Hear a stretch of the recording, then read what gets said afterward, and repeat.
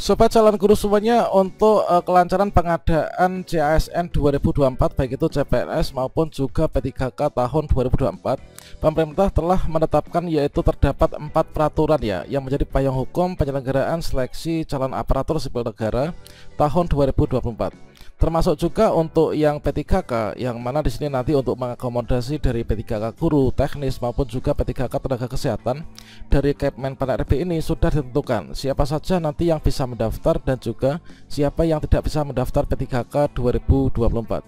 Nah, di sini tentunya teman-teman ketika melihat dari kategori pelamar yang bisa mendaftar P3K 2024, di sini seluruhnya ini berharap untuk bisa melakukan pendaftaran dan juga bisa lulus di tahun ini. Dan tentunya saat ini sedang ditunggu jadwal pendaftaran P3K 2024. Namun di sini sudah ada titik terang bahwa untuk pendaftaran P3K ini pengumuman terbaru dari BKN akan segera dimulai ya. Terkait bahasanya sudah kita bahas pada video sebelumnya.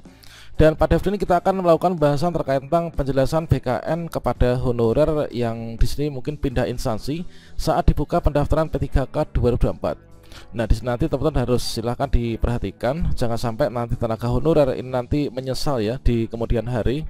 Dan kira-kira bagaimanakah kalau misalkan kita itu mutasi dari sekolah swasta ke sekolah negeri, kemudian pindah instansi atau kewenangan seperti apa? Silahkan simak video ini sampai selesai. Namun sebelum kita lanjutkan, perlu saya ingatkan, bagi teman-teman yang mungkin baru pertama kali menemukan channel Calon Guru ini, silakan klik tombol subscribe-nya dan aktifkan notifikasi loncengnya, sehingga jika calon guru menyajikan update informasi terbaru, kalian tidak akan ketinggalan informasi. Baiklah sobat calon guru semuanya, video ini sekaligus kita gunakan untuk menjawab pertanyaan dari kawan kita yaitu Ibu Wida Hasbi. Tentunya di sini mewakili dari teman-teman ada ratusan atau ribuan ya yang komentar di video sebelumnya terkait tentang perpindahan dari sekolah lama ke sekolah baru nih. Entah itu sekolah swasta ke sekolah negeri maupun juga dari SMK ke SD, SD ke SMP ke SMA dan seterusnya. Nah, di sini tadi dari beliau ini habis ikut sosialisasi ya, yaitu dia itu mutasi dari SMK negeri TMT 2017 pindah ke SD negeri yaitu 2024. Nah, menurut pernyataan tadi yang disimak yaitu tidak bisa daftar karena belum 2 tahun di SD negeri. Dan di sini masih bingung 2023 temannya bisa, sekarang nggak bisa nih. Mohon penjelasannya kira-kira seperti apa. Nanti kita akan sandingkan dengan paparan dari Kamdikbudristek teman-teman, yaitu terkait tentang kriteria pendaftar yang bisa melamar pada P3K Guru 2024 dan juga untuk di sini paparan dari Kemenpan RB ya terkait tentang mekanisme seleksi P3K Guru, teknis dan juga tenaga kesehatan. Namun sebelum itu di sini kita kutip informasi pertama dulu yaitu dari cpnn.com, yaitu honorer dilarang pindah instansi saat pendaftaran P3K 2024. Penjelasan BKN ini tolong dicermati teman-teman. Seperti yang kita kutip dari Jakarta, yaitu honorer dilarang pindah instansi saat pendaftaran P3K 2024. Bagi honorer yang nekat ini dianggap sebagai pelamar umum ya. Deputi Bidang Sistem Informasi Kepegawaian Sinka Badan Kepegawaian Negara BKN Suherman yaitu menjelaskan yang dimaksudkan pindah instansi itu adalah berpindah ke kabupaten atau kota atau provinsi lainnya ya. Misalnya honorer tenaga administrasi Dinas Kehutanan Kabupaten A ini berpindah ke Dinas Kehutanan Kabupaten atau kota B. Walaupun sama-sama dari Dinas Kehutanan, tetapi karena berbeda kabupaten atau kota, ini dianggap pindah instansi ya. Jadi maksud dengan instansi itu adalah antara wilayah kewenangan untuk pendaftaran ya, entah itu kabupaten, kota, provinsi, atau mungkin juga kementerian. Nah, jadi untuk honorer daerah yang dimaksudkan pindah instansi itu adalah pindah daerah ya. Ini kata Bapak Deputi Suherman. Dia mengungkapkan honorer daerah bekerja di Satuan Kerja Perangkat Daerah atau SKPD, contohnya sekretariat daerah, kemudian sekretariat DPRD, kemudian dinas pendidikan, dinas kehutanan, dan lain sebagainya. Berbeda dengan honorer pusat ya, yang dimaksudkan dengan instansi itu adalah kementerian ataupun juga lembaga. Jadi di sini disimpulkan untuk honorer teknis di sekolah dasar itu kan bisa melamar di SKPD lainnya ya, semisal di sekretariat daerah atau dinas lainnya, selama ada formasi dan memenuhi persyaratan tuturnya. Dia menegaskan dalam perekrutan P3K 2024 masing-masing Pemda diminta untuk memprioritaskan honorer yang ada di daerahnya tersebut. Dan oleh karena itu ketika seleksi P3K 2024 dibuka, honorer dipersilahkan untuk mempelajari formasi yang dibuka, apakah sesuai persyaratan dan berapa gambaran gajinya. Intinya honorer bisa pindah SKPD saat mendaftar dan bukan pindah instansi ya, atau pindah daerah. Nah, artinya selama masih dalam satu daerah kewenangan yang sama itu bisa saja. Tentunya kalau misalkan kita melihat antara kondisi formasi P3K guru dan juga P3K tenaga kesehatan itu nanti berbeda ya dengan P3K tenaga teknis. Ya, di pertama-tama kita cek dulu, yaitu berdasarkan dari Kemenpan RB nomor 347 tahun 2024. Di sini adalah untuk nanti yang bisa melamar, yaitu untuk di P3K teknis ya. Ini urutan pengisian didasarkan dari SDHK 2, kemudian yang terdaftar di database BKN, kemudian tenaga non-ASN yang aktif bekerja di instansi pemerintah. Nah, disinilah tenaga non-ASN yang aktif bekerja di instansi pemerintah. Kemudian untuk yang di sini ya, yaitu untuk yang P3K tenaga kesehatan, itu adalah didahulukan pelamar D4 bidan pendidik tahun 2023 kemarin, kemudian SDHK 2 terdaftar, kemudian yang ketiga adalah non-ASN di database BKN, yang terakhir adalah tenaga non-ASN yang aktif bekerja di instansi pemerintah. Dan selanjutnya kalau misalkan kita cek yang untuk P3K tenaga guru, maka di sini juga sama ya. Di sini bedanya itu kalau misalkan P3K guru didahulukan untuk teman-teman yang pelamar prioritas, yaitu teman-teman guru yang sudah lulus passing grade di tahun 2021 kemarin. Kemudian guru SDHK 2, kemudian guru di sekolah negeri.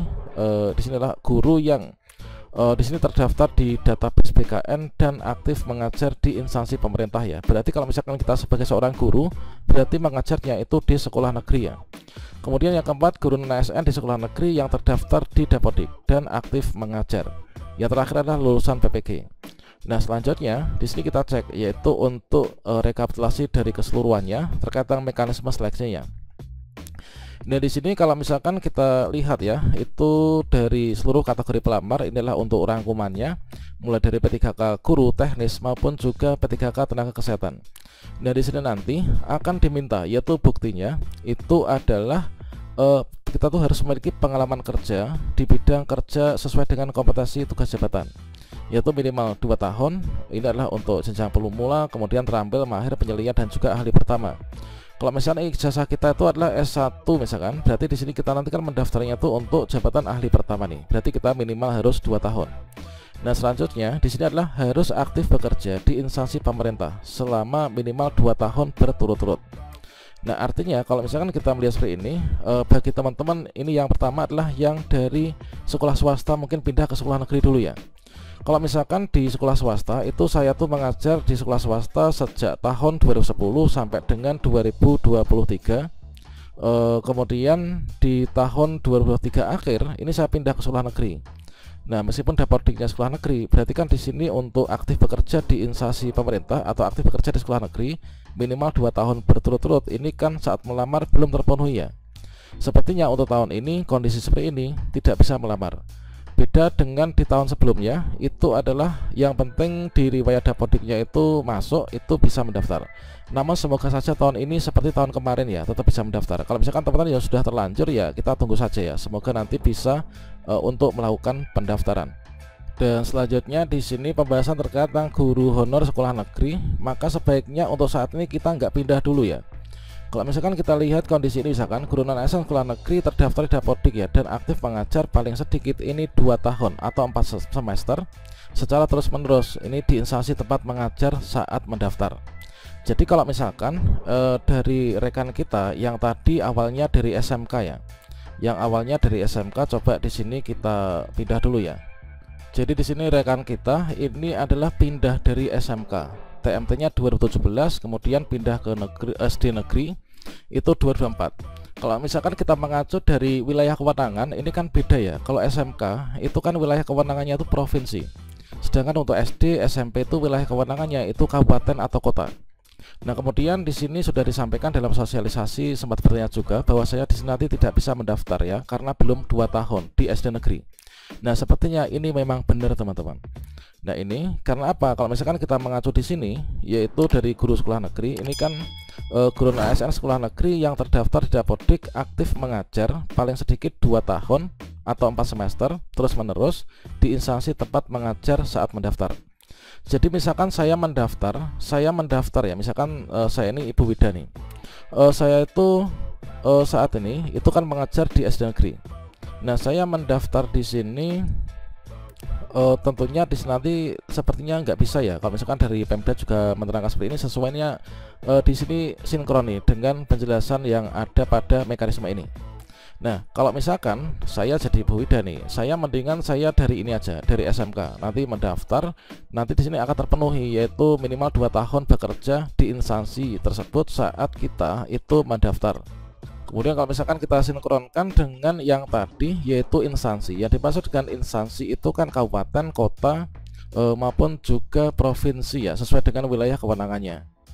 Kemudian di sini kita tampilkan juga, yaitu untuk guru swasta tidak bisa mendaftar ya pada tahun ini, kecuali teman-teman itu sudah lulus passing grade tahun 2021 kemarin. Kira-kira demikian untuk penjelasan bagi teman-teman yang bertanya terkait tentang pindah instansi maupun juga pindah mengajar. Semoga saja seluruhnya ini bisa daftar dan juga diangkat ya P3K di tahun ini.